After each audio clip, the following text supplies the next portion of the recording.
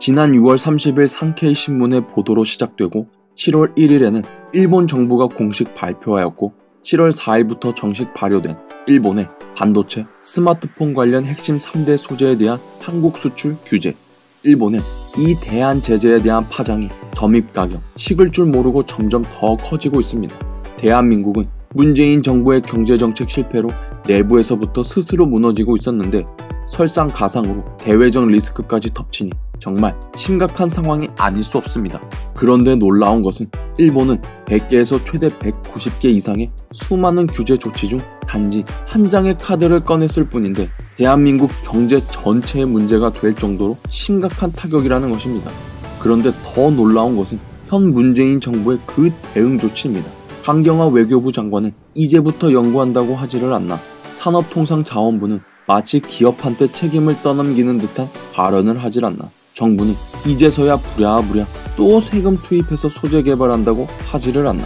일본이 이와 같은 제재 조치를 취할 거라는 건 지난해 10월 한국 대법원이 강제징용 피해자들에 대한 일본 기업의 배상 판결을 확정하고 난 후 그 다음 달인 11월 고노다로 일본 외무상이 국제법의 기초에 한국 정부와 맺은 협정을 한국 대법원이 원하는 아무 때나 뒤집을 수 있다면 어떤 나라도 한국 정부와 일하는 게 어려울 것이라는 점을 그들은 알아야 한다. 즉각 적절한 조치가 강구되지 않으면 일본은 일본 기업의 정당한 경제활동 보호라는 관점에서 계속해서 국제재판 및 대항 조치를 포함해 모든 선택지를 시야에 두고 의연하게 대응을 강구할 것이라고 말했듯이 이미 7개월 전부터 이 사태는 전부 다 예고가 됐었고 한국은 얼마든지 대응할 준비를 할 수 있었다는 것입니다. 그렇다면 문재인 정부는 도대체 왜 이런 파국적인 한일 관계를 맞이할 수밖에 없었을까요? 구독과 좋아요, 알림 설정 부탁드립니다.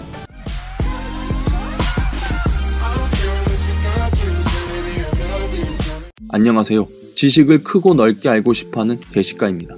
사실 이번 일본의 대한국 경제 보복 조치는 문재인 정부가 중국몽 꾸고 북한몽 꾸는 그 시간에 반만 한일 관계에 투자했었다면 얼마든지 막을 수 있는 일이었습니다. 문재인 정부는 집권 2년 동안 남북관계만 잘 되면 다른 것은 깽판 쳐도 된다는 식으로 오로지 대북 정책에 몰입하였고 그 결과가 작금의 심각한 대한민국 경제 위기와 파탄 직전의 한일 관계인 것입니다. 한 전직 고위 관료는 지난해 11월 외교부와 산자부 고위 관계자에게 강제징용 피해자에 대한 일본 기업의 배상 책임을 인정한 대법원 판결 이후 일본 정부가 한국에 대한 경제 보복에 나설 가능성이 있다고 경고했지만 두 부처에선 알았다고만 답한 것으로 전해졌다. 또 다른 전직 관료도 올 초 해외 포럼에서 일본 경제산업성 한국 담당 관료가 보복 조치 가능성이 있다고 귀띔해줬다고 말했다. 지한파 학자인 후쿠가와 유키코 와세다대 정치경제학부 교수도 한국 대법원 판결을 전후로 일본 정부는 한국 정부의 여러 방식으로 경고했지만 한국 정부는 피드백이 없었다고 지적했다. 이렇듯 일본은 그동안 공식, 비공식 채널을 통해 경제 보복 가능성을 여러 차례 시사했음에도 문재인 정부는 무사태평으로 일관하며 대비를 소홀히 하였던 것입니다.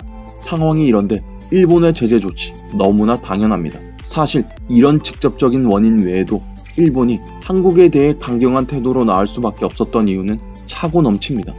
한국과 미국이 동맹이고 미국과 일본이 동맹이므로 당연히 자연스럽게 우리 대한민국과 일본도 동맹일 수밖에 없는데 문재인 대통령은 지난 2017년 9월 유엔 총회에 참석을 계기로 열린 한미일 정상 오찬에서 아베 총리의 면전에서 대놓고 일본은 동맹이 아니라고 발언하였고 문재인의 예전 사진들에서는 아이스크림, 빵 등 단 것을 잘 먹는 게 아주 잘 관찰됨에도 지난해 2018년 5월 9일 도쿄의 총리 공관에서 열린 한일 정상 오찬 때는 문재인 대통령의 취임 1주년을 맞이하여 준비한 아베 총리의 축하 케이크도 단 것은 잘 못 먹는다며 또 대놓고 면전에서 퇴짜를 놓았다는 겁니다.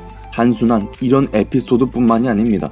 대한민국은 누구보다 북한의 해상 불법 환적 감시에 적극 나서야 하는 입장임에도 오히려 그런 대북 감시 활동에 단 한 차례도 참여하지 않고 있는 것은 물론이고 미국과 일본은 미일연합훈련에서부터 남중국해 항행의 자유작전까지 늘 함께하며 최고의 동맹을 과시하고 있지만 문재인 정부는 하지도 않고 있는 북한에 대한 국방력 집중을 핑계로 미국의 남중국해로의 한국군함 파견 요청조차 거절하며 한미일 동맹을 심각하게 파괴하고 있는데 이런 모든 상황을 종합해보면 과연 일본의 한국 수출 규제 조치, 더 나아가서는 일본이 안보 우방국에게만 수출 허가 신청을 면제해주는 특혜 제도인 백색 국가에서 한국을 제외하고 과거 서구 선진국이 북한, 리비아, 시리아 등 적성 국가의 군사 제재 때 주로 사용했다던 캐치홀 규제를 한다고 해도 문재인 정권하에 대한민국이 도대체 무슨 할 말이 있겠습니까?